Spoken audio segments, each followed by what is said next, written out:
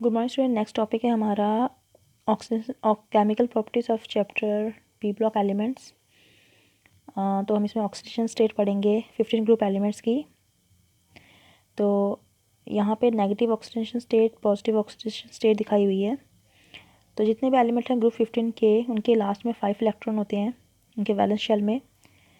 तो इनको 3 इलेक्ट्रॉन और चाहिए होते हैं नोबल गैस कॉन्फ़िगरेशन तक पहुँचने के लिए। अब ये इलेक्ट्रॉन जो है गेन करने के लिए इनको बहुत ज़्यादा एनर्जी चाहिए होती है। तो ये क्या बनाते हैं, नाइट्रोजन जो है इलेक्ट्रोनेगेटिविटी दिखाते हैं ये जो स्मॉल साइज़। तो ये 3 इलेक्ट्रॉन किसी से क्या करते हैं, गेन करते हैं। तो इनकी ऑक्सीडेशन स्टेट -3 होती है, जो बनाते हैं Mg3N2 एंड Ca3N2 कंपाउंड। तो जो और एलिमेंट्स होते हैं नाइट्रोजन को छोड़ के, वो क्या करते हैं, कोवलेंट बॉन्ड बनाते हैं। तो वो भी -3 ऑक्सीडेशन स्टेट दिखाते हैं। तो ये सब कंपाउंड वो भी बनाते हैं Ca3P2 Na3AS Zn3sp2। तो ये -3 ऑक्सीडेशन स्टेट जो है वो डाउन द ग्रुप डिक्रीज़ होती है, क्योंकि इलेक्ट्रोनेगेटिविटी क्या होती है, डिक्रीज़ हो जाती है एलिमेंट्स की। और आयनीकरण एंथैल्पी जो होती है इसमें क्या करती है, डिक्रीज़ करती है।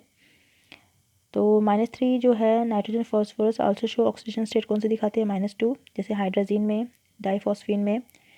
नाइट्रोजन जो है -1 भी दिखाता है हाइड्रोक्सी अमाइन में, और फॉस्फोरस नहीं दिखाता। ये तो क्या -3 ऑक्सीडेशन स्टेट। नेक्स्ट है पॉजिटिव ऑक्सीडेशन स्टेट।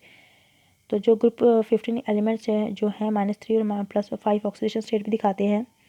अब डाउन द ग्रुप जो होता है स्टेबिलिटी जो है +5 ऑक्सीडेशन स्टेट की डिक्रीज़ हो जाती है और +3 की बढ़ जाती है, क्योंकि नट पेयर इफेक्ट होता है, वहाँ पे इतने इलेक्ट्रॉन नहीं लूज़ हो पाते हैं।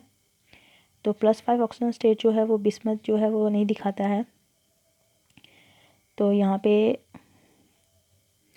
जो है बहुत ज़्यादा एनर्जी चाहिए होती है इलेक्ट्रॉन को लूज़ या गेन करने के लिए, 5 इलेक्ट्रॉन।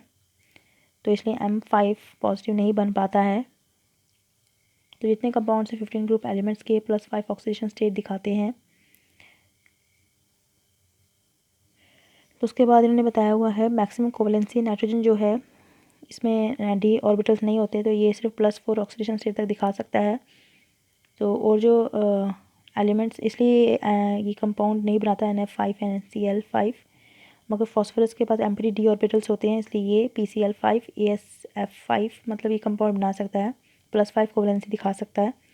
अब डिसप्रोपोर्शन रिएक्शंस क्या होती हैं, जो कोई भी कंपाउंड है वो टूट के 2 कंपाउंड में बनता है, एक में ऑक्सीडेशन स्टेट ज़्यादा होती है, एक में ऑक्सीडेशन स्टेट कम होती है।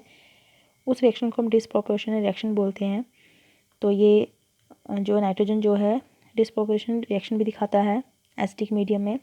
जैसे HNO2 जो है नाइट्रस एसिड है, जब ये टूटता है तो nitric acid plus nitric oxide बनाएगा, तो नाइट्रिक एसिड +5 ऑक्सीडेशन दिखाता है, और नाइट्रिक ऑक्साइड +2 एक हाई ऑक्सीडेशन स्टेट होगी, एक लो। सेम फॉस्फोरस एसिड भी ऐसे करता है, एक हाई ऑक्सीडेशन स्टेट और लो ऑक्सीडेशन स्टेट कंपाउंड बनाता है। तो ये हो गया ऑक्सीडेशन स्टेट। तो ये +5 +3 -3 ऑक्सीडेशन स्टेट दिखाते हैं कौन से कंपाउंड, 15 ग्रुप एलिमेंट्स।